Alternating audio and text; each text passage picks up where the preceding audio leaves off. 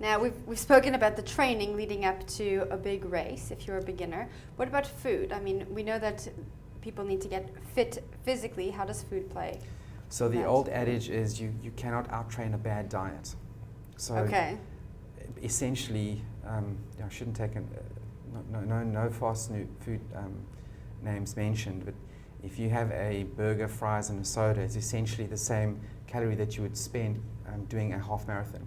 So if you wanted to undo your burger, fries, and chips, you would need to do a half marathon every time to balance that out. When you put it that way, it's really bad. Yeah, so you wanna choose food that is relatively low in calorie, but that is high in nutrient or nutrition.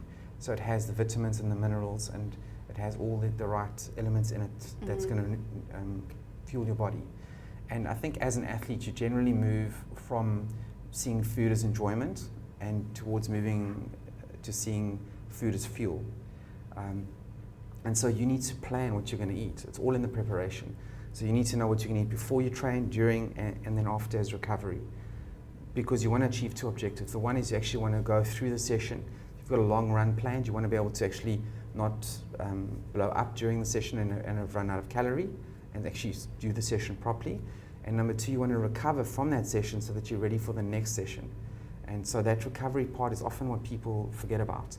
And they don't recover, they don't take protein in afterwards, because often people, they know that they need to replenish their glycogen store, so you spend some energy, you need to replace that energy, but you also had muscle breakdown, so protein becomes important to include in your recovery as well. Yeah, so branched chain amino acids are a really nice way to take that in quite quickly, or a recovery drink if you've gone on a longer session, or simply just normal, good old-fashioned food.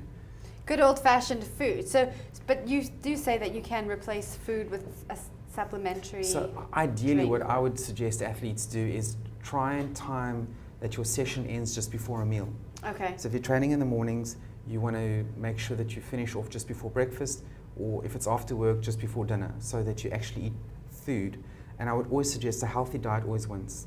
Supplements are just what they are. They supplement your diet. They're not there to replace anything.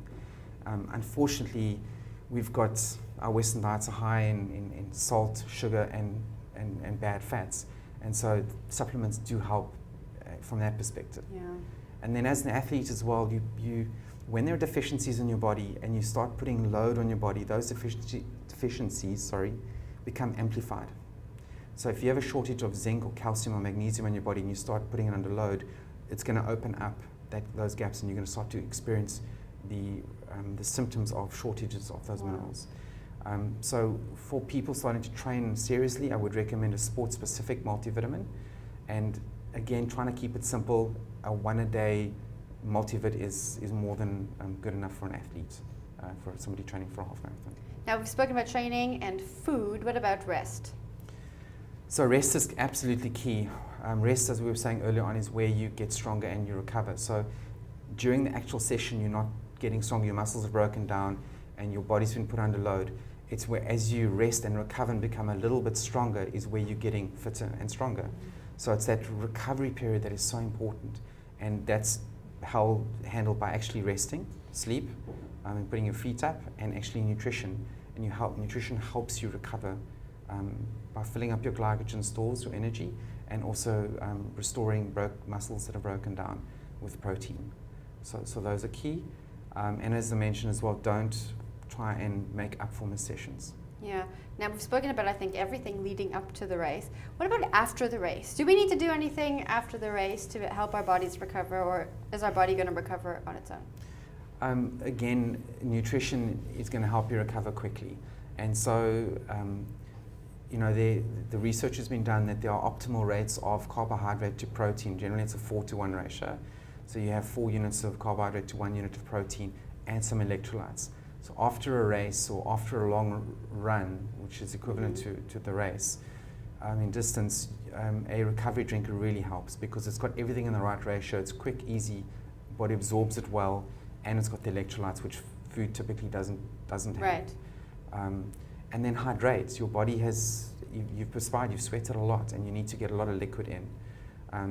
Your body generally needs about 30 grams of carbohydrate per hour that you've exercised. So you need to be eating after you've exercised or run for 2 hours. You need to be recovering at a rate for the next 2 hours after your training with about 30 grams per hour.